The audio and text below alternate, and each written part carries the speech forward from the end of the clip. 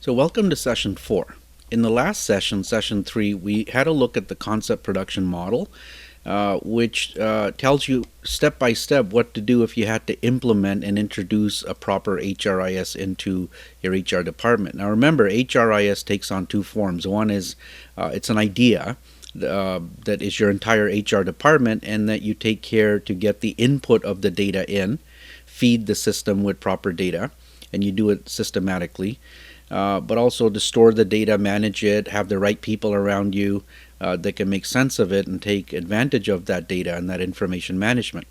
What we're concerned with right now is the actual tools, the software that is required to manage that data. And of course, we talk about Excel and pivots and other tools that we're working on, but we want to focus in on a piece of software that's also called HRIS or HRIMS.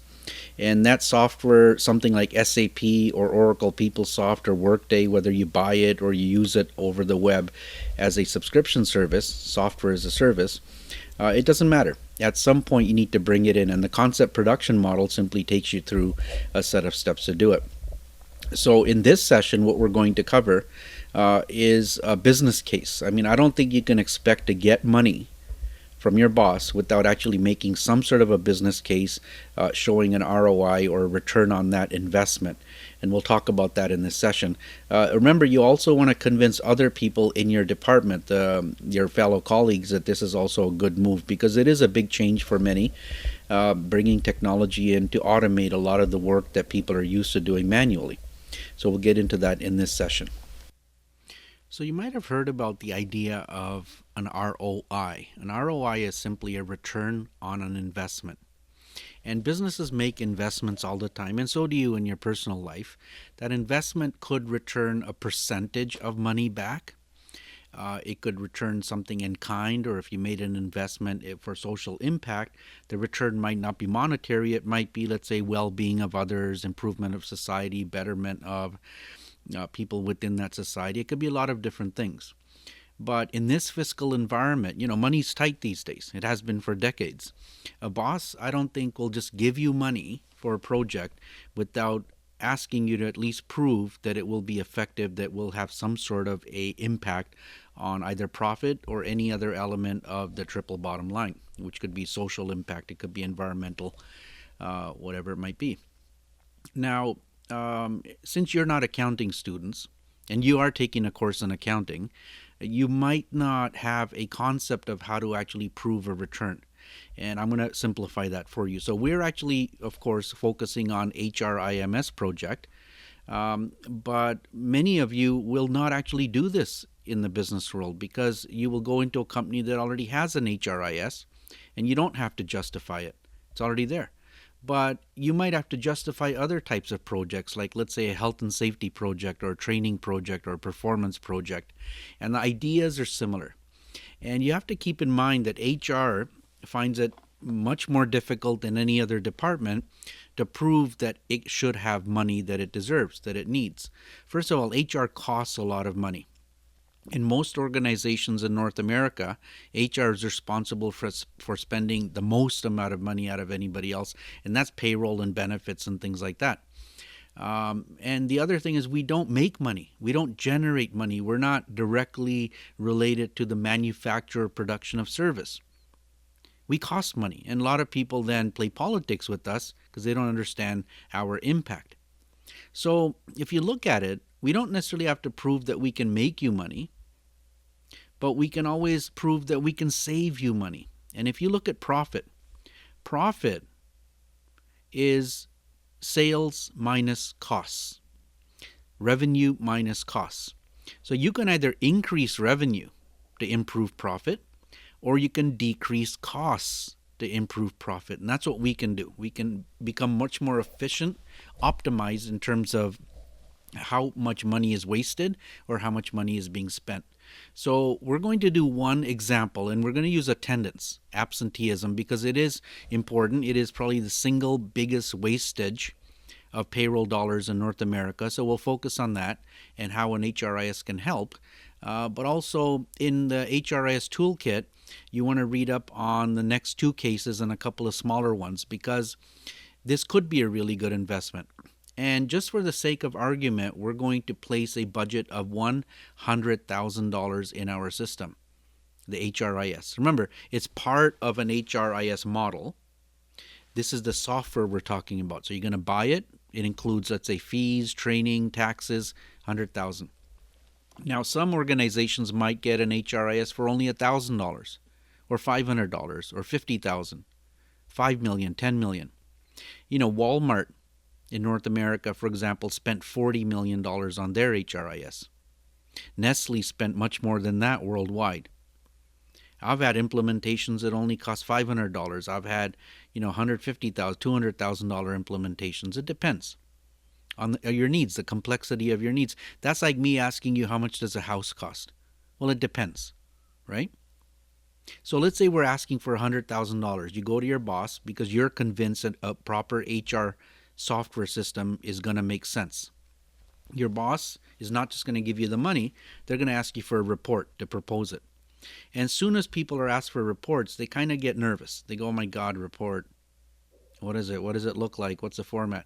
Listen, this is not complicated APA or MLA style protocol. A report in business is simply what's on your mind. What do you want to tell me? Cover page, maybe a table of contents. Next page will be a 1 or 2 or 3 paragraph summary of what's in the report. Because, executives are busy. They want to read a summary first. And then with simple headings, in clean wording, plain wording, English, what are you trying to tell me? Point form is great. Some charts, graphics are great. So the way I would start to convince my boss, and remember, not just your boss, but other people in your HR department, your colleagues, who are used to doing things the old way, we're now proposing to do things the new way. I mean, look at the graphic in front of you. The top picture is paper. We want to shred as much of it as possible, get rid of it, and digitize it so that our HRIS can now manage and manipulate that data so that we can now consume it. We can use it. So in my report, I would start off with simple words along the lines of, hey boss, give me the $100,000 because an HRIS is necessary. We want to keep up with other companies. It'll make things easier. It'll make things faster, more accurate, more consistent. It'll save us money. I mean, those are broad points. I mean, come on, how are you going to prove that, right? They're ideas. They're enough to get you interested. But then I would say an HRIS is going to make our data collection better. Electronically, digitally, we're collecting data. We're feeding the system now faster. None of this manual work. It'll make data distribution better, getting the data out, reports, filing reports. It'll make legal compliance better. It'll fill out government forms for us, file them. It'll alert us if we're in a dangerous legal situation. It'll make for attendance tracking better. Performance management becomes better, more streamlined, and so on and so on. There's a lot of these points. So in the HRIS toolkit, I've outlined quite a few that you can start. But listen, if I was hearing this as a boss, I kind of say, yeah, okay, I'm interested, but I'm not going to give you the money. Those are just words. And whenever you use words, just ideas, abstract concepts, to convince somebody, that's what we call fundamental justification. We want to now move that to a technical justification. Technical means using numbers, because that's an ROI. So let's look at a $100,000 investment today. If you were to put $100,000 in a bank, you'd get a return. Now nowadays, of course, that's nothing. It's 0.1, 0.2, 0.5%. You put it in stocks, you might get, 8%, 9% dividend. But you can look at it that way, that when you invest in something, your return could be a percentage per year. Between me and you, today I would be happy with the 5% return on my money. Which means for me to double it, it's going to take so many years. But quite often we say the investment today will get paid off in so many years. So like your house. You invest in a house, you pay it off in 25 years. If you can pay it off in 5 years, even better. So in the case of HRIS, that's the case we're going to make. Give me $100,000 today. How many years will it take to save enough money to pay off that $100,000? And if you stick to 3 to 5 years, that's pretty reasonable in business. Get my money back in savings in 3 to 5 years. You won't believe this, but I can make a case to get all of it back in less than a year. Meaning we will save more than $100,000 in a year. But people won't believe that, so keep it simple and reasonable, 3 to 5 years, even 2 years. So let's start. Okay, let's have a look at a hypothetical company. My company has 1,000 employees. Now, let's just picture 1,000 employees working. These are factory employees being paid by the hour. Okay? They work on a machine. So if they're not at the machine, they're not working. If they're not working, the machine's not working. If the machine's not working, it's not making parts. Production. If it's not doing that, you're not selling. You're not selling, there's no revenue. Now, the company also has about 60, 70 salaried employees in the office. But we're going to focus on these 1,000 machine operators that get paid by the hour. Now, we're going to look at absenteeism. And if I were to ask you, how many days per person per year do you think people are absent? I mean, you'd guess, you'd tell me 10, 15, 12, 5, 7, and that's true. Some employees will be 0. Some employees might be 20, 30, 40, 50 days. Hopefully not all at once. But the North American average, the one that we can predict, is going to be about 3 days. 2.9 days actually. So 3 days a year, we would expect a person to be absent. Now hang on. Absent does not mean vacation. Remember, we plan vacation. We know it. We budget for it. These are for other reasons. So 1 day absent per person per year is the number I'm going to use. 3, 4, 5, no problem. And depending on the industry, some industries might be 8, 9, 10. They might be a lot higher. Some are lower. I'm just going to say the number 1. It's easy math to do, 1,000 times 1. And 1 you would believe. We'll make the minimal case. Now, question for you. Why are people absent? Well, I mean, number of reasons. What you would say is things like they are sick, medical reasons. They have doctor's appointments, they have surgery, they have the flu. Or it could be family caregiver. Here, let me put a few points up. Their children are sick, or their elderly parents or grandparents are sick or need attention. It could be funerals, bereavement. Could be automobile related, car breaks down. Could be court, they had to go to court. There's a whole lot of reasons that people are absent. And a good organization would keep data on this, why people are absent, without getting too personal. But the one I want to focus on right now, and the one that my 1 day per person per year, what that represents, is the last one, unexplained, what I call time abuse or theft. This is when an employee is absent. They got paid for it anyways, and they just didn't say anything. Or the boss even knew they didn't say anything, or the boss just didn't know. Right? Traditional ways of looking at things. And now, I'm not suggesting a person takes an entire day off. That's not the point. The point is it could be an hour, or 2 hours, or 3 hours, or half a day. We prorate it. So if a person was absent for 2 half days, that's prorated to 1 full day. Right? It's the unexplained stuff that I want to crack down on. The other things are legitimate. We get it. People do get sick. So how is it possible? Because you're probably thinking, you might be thinking out of a textbook and highly commonsensical and say, yeah, but how would a company not know a person's not at work and pay them anyways? Isn't that dumb? Well, it's not. That's why absenteeism costs a lot of money. Wastage of money. So we have to look at how attendance is taken in the first place. Now keep this in mind. Look, if I budgeted to pay you $50,000 for the year anyways, right? Let's say you're making about $20 an hour. Then for me to then catch you for being late or leaving early or not being there, and then record it, and then give that data to a payroll person to calculate it and deduct it from your money. Sometimes when your supervisor's really busy, They just kind of look the other way. The idea is, and look, we're going to pay them anyways. It's not like we weren't going to pay them. Now, I'm talking about people who get paid by the hour, okay? Now, the truth with salaried people who make so much per year, is that they generally, studies have shown, end up giving you more extra time of work than the time that they take. So if you took an extra 1 hour for lunch, we know that you probably are going to end up giving me back 2 to 3 hours throughout the year for that 1 hour. So we don't worry too much about that. Time theft in terms of being on social media and the internet all day and yapping on your phone, that's a whole different concept, okay? That's different.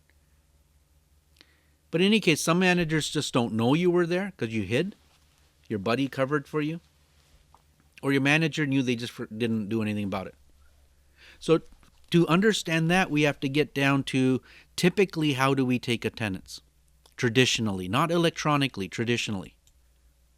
We use timesheets. We use time cards. We use visual observation. I'll start with that one. Visual is simply where a supervisor looks around and just checks you off as being there or not. I mean, the supervisor is busy. This is not all they do. In fact, I'll tell you, at my law firm where I used to work, there were 10 floors, right? We owned 10 floors in a building. And right outside each elevator door or doors, there will be a receptionist on each floor. And they knew that the 80, 90 people who worked there was a sheet with their names on it. And as they came and they left, they would check them in, check them out. But again, that system is not 100% accurate, because I stood there one day for 20 minutes. I saw the receptionist go to the washroom for 4 minutes. And I saw 11 people come and go. And I checked that timesheet at the end of the day, and it wasn't accurate. But it was just something the company does, and year after year, it's the same thing. And employees know that that's the way it is, and it becomes systemic. It becomes part of the culture of trust that they can get away with it. And it happens. But more formally, we have these things called timesheets. Look something like this. This is an honor system. So I give each employee a timesheet. They write down when they came in, when they left, and if they were absent, the reason. And they sign it and they give it to HR. HR gives it to payroll. Now, of course, if you're going to lie about it, if you took an extra 2 hours of lunch and then you just kind of said, forget it, I won't put it down, and other people find out, then of course other people might start taking liberties too. So this system isn't 100% either. And then we have these things called punch cards or time clock, right? Like this, time cards. Now this, I don't know if you've ever seen, typically in factories we use this, but it's a card that either has slots where ink is printed on each line. So when you punch into the clock in the morning, it tells you the time in. Then the clock moves in the afternoon to the out box, so time out. And the problems with these is that sometimes the ink is really smudgy and the person can't read it, whoever's counting it. But also your buddy could punch in for you and you stay home, and tomorrow your buddy stays home and you punch in. So there's all sorts of fraud that can be committed with this. Now the other version of a punch card is where they have every day of the week and every 15-minute segment of every hour printed on the card. And when you punch in, a needle moves and it punches in exactly for the day in. When you punch out, it punches out. So there's a hole that gets punched where the exact time is. Now you got to remember that if you have 1,000 employees, each employee has their own card. A stack of 1,000 of these cards has to go to payroll every week. Payroll people are tired. They're busy as it is. They're doing intense work. Now, somebody in payroll has to look at every card. And if they see the ink is smudgy and you can't read it, it's like 9 o'clock, is it 9:20? They have another 900 to do. They're going to let it go and say, okay, it was 9 o'clock. So there's another reason this system fails. But my favorite are the ones, the punch cards where it punches a hole in the time slot. They're about as reliable as a ballot in a Florida election. You got dimples, divots, hanging chads. Now you think a payroll person is going to put the card up to the light and scrutinize it because a needle punched in between two time slots? No. They're just going to give the employee the benefit of the doubt and move on. By the way, if you didn't get the Florida election analogy, Google Gore versus Bush. In any case, these systems are old, they're cheap, they're inaccurate. And depending on your culture of trust, you can see how it's easy to get away with things. So if I had a payroll of $60 million anyways, it might not be motivating enough for payroll or HR to actually pursue the deductions. Okay? So let's get back to our calculation.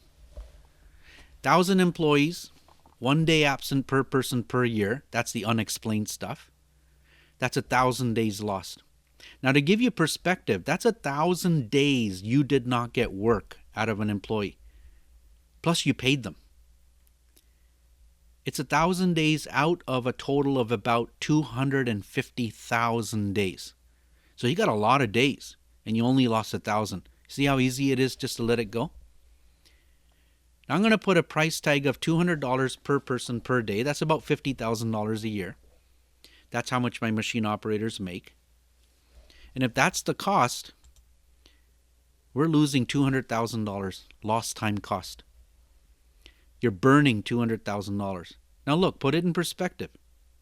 $200,000 out of $60 million payroll. It doesn't seem like a lot. So it's easy to just let it go. And when your company's making money, it's doing things, it's growing, it's going forward, you can easily just say, what's the big deal? Right? I mean, if you're wealthy and you're wasting so much food, you just say, whatever, I afforded it, no big deal. But at some point, you want to fine-tune and optimize and say every penny counts. So first of all, it's not your money. It belongs to somebody else, the company. And $200,000 is a lot. I can hire 4 or 5 people. I can buy things with this. I can do things with it. So the idea is that maybe I can get a new electronic HRIS and have facilities or features within it that will help me with electronic attendance, that will help me maybe not eliminate all of this loss, but reduce it. And if I could reduce it by half, that's $100,000 in 1 year. That's my investment right there. Maybe only by $50,000. How's that? Each year I can reduce it by $50,000. Still, I'm paying off my HRIS in just 2 years. See, it's believable now. And I'll be honest, look, this is just one example. There's so many other examples in HR where HRIS can help save you money. If you add it all up, you can make money in the first year. Now, how would an HRIS do this, huh? Well, digital. We introduce an HRIS that allows us to collect attendance data automatically through either swipe cards or transponders, RFID, or even biometrics. We'll talk about that a little bit. But once the data comes into our system, think about it. Now the data can go straight to payroll. They don't have to look at cards and be demotivated by doing it. The data is already there, and if a person was 20 minutes late, system will automatically calculate it to deduct 20 minutes worth of pay. But once the system gets the data, we can now start looking at patterns and trends that we never saw before, not just for unexplained theft days, but all the days. We start seeing when people are getting sick. We start seeing clusters of people getting sick. Is it all people in one department, one building, one floor? We start looking at reasons people are getting sick, so we can maybe intervene with things like flu shots that are paid for. Or you start seeing the fact that, hey, why is that person always calling in sick Friday afternoon and Monday morning? Why Friday afternoon, Monday morning, right? That doesn't seem right. Why is a person always taking exactly 2 sick days after 4 vacation days? Why is that person on their 9th funeral? It's possible you can go to 9 funerals, but now you have to say, hold on, there's a pattern happening here. We should start asking for proof, notes. Now, physically, how does this happen? Okay, so I'm going to talk about swipe cards and transponders. There's other ways, like when you log into a computer, it can know that you're there.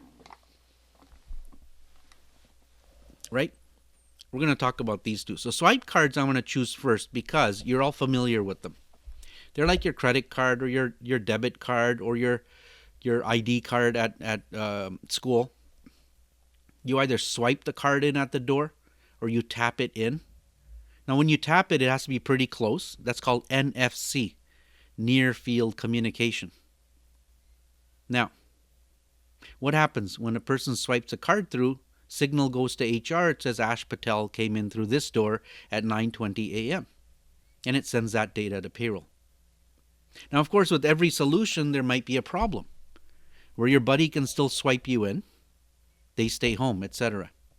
We actually had a company that was happening a lot. It was a large warehouse, so people were hiding and not showing up to work, etc.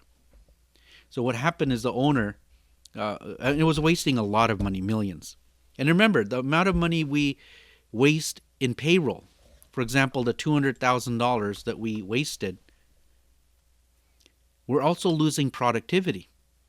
Employees not working, and the productivity per person has to be worth a lot more than the amount we pay a person.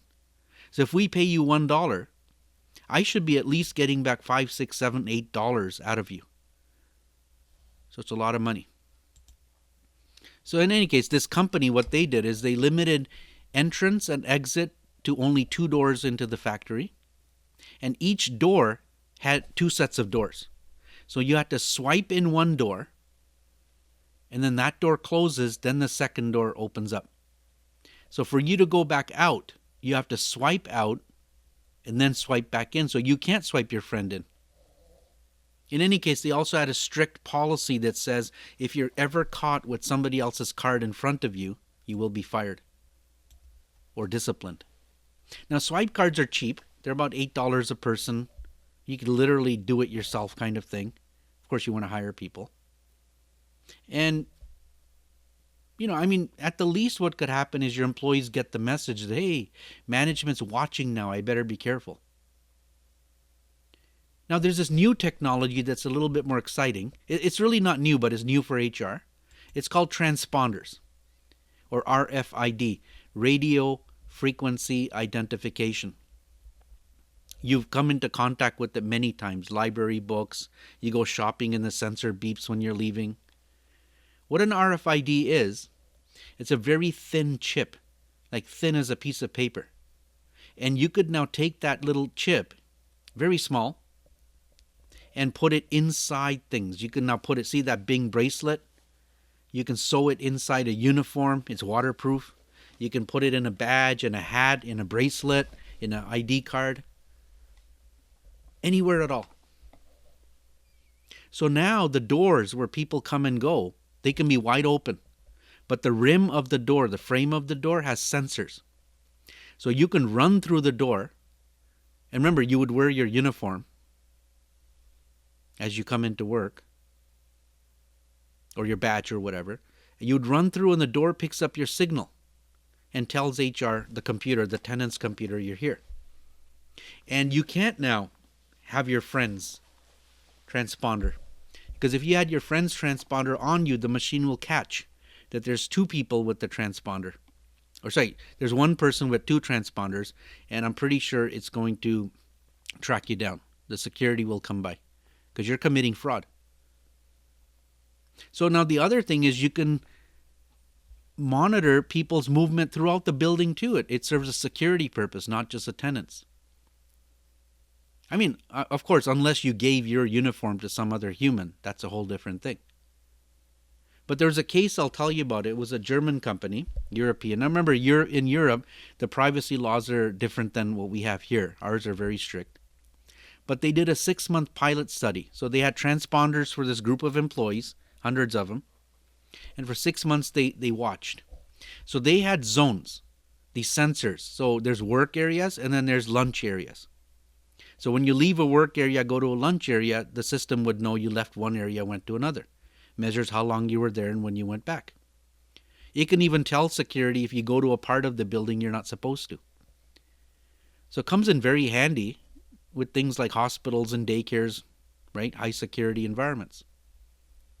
But in this case, what happened was just by chance that the washrooms were also out of zone. So you can actually measure when somebody leaves a work zone or lunch zone and goes into the washroom zone. Now, you don't know what you're doing in there. But they found out that this group of employees that they measured for 6 months, all of them together averaged 8 to 12 minutes a day of washroom breaks or dispensary visits. 8 to 12. And they confirm with scientists and doctors and so on and say, yep, that's about right. But they found a few employees who were averaging 40 minutes to an hour and 10 minutes a day. I mean, that was a lot, right? 40 minutes to 70 minutes. So what they did is, of course, they knew who they were. They called them in. A couple of them admitted finally it's substance abuse. They were doing drugs. And they were counseled into employee assistance programs to help them. One ended up quitting, one reformed, got treatment. A couple of other ones admitted that, look, they just did not like their job. They don't know what they're doing. They got paid. They came in and they stayed in the washroom for as long as possible to hide. They were both fired. And there was one employee who actually reluctantly admitted that she was 4 months pregnant, was going to have a baby in a few months. And HR was shocked, says, why didn't you just tell us? She goes, no, I was afraid. I don't know what the reaction of others would be. Would I get fired? What would happen? Not promoted? HR said, no, thank you. You should have told us. You don't need to. We understand what it means to be pregnant. You don't need to go to the washroom. Look, there's a lounge where people can rest, right? It's the medical room. You can go and spend as much time there as you like, okay? Look, this is the work. We'll modify your work for you. Don't worry. And I like that. The company realizes that employee's baby is going to be a future employee, right? So transponders are more expensive. They're about $30 to $50 a person to get installed. So you can see the reluctance of every company to jump on board. But it is a nice technology. But biometrics is, the word bio means body, and metrics means to measure. So when you measure elements or aspects of a body that are unique to an individual to measure their identity, you can use it for attendance purposes or security. So we're talking fingerprint, right? Fingerprints are unique to you. All 5 fingerprints are even more unique. Facial recognition, retinal recognition, which is your eye. Your voice, in fact, is unique. And the most unique one would be DNA. We're not going there. But you have to look at the social impact of the technology. I mean, if you introduced retinal scans where a person has to put an eye in a sensor and it flashes, does it fit the need? I mean, I understand if you're at the vault at a bank. There's a company out west of Toronto called Johnson Matthey that refines gold. If you buy gold bars, it comes from there. They said anybody who wants to work there, from the janitor to the people who actually mold the gold, form the gold bars, they all have to thumbprint going in. Once you're in the building, some people have to do full facial scans or eye scans. But those are terms of employment that you knew about going in. But when we introduce technology after the fact, you really should involve employee groups, explain to them about their privacy concerns. And especially if you have a union, in good faith, you should approach them first. But the social impact of what you're trying to do, like at Seneca, if we made you put your eye into a thing, to get flashed every time to enter a room, I'm pretty sure we'll start losing a lot of students. I know I wouldn't want to work there. It's got to fit the need. And there are privacy laws, of course, PIPEDA, federal, and FIPA, provincial, that have some sort of regulations, requirements around it as well. So we can talk about technology, and there's some really cool stuff in the future coming up. We need to think about it and talk about it. But the idea here is, at the least, it'll send a message to our employees that we are serious. And I would even explain to our employees how much money they're wasting, how much they're costing the company. They're eroding our competitive advantage. And that we do have to use this technology to crack down on time theft or attendance abuse. Right?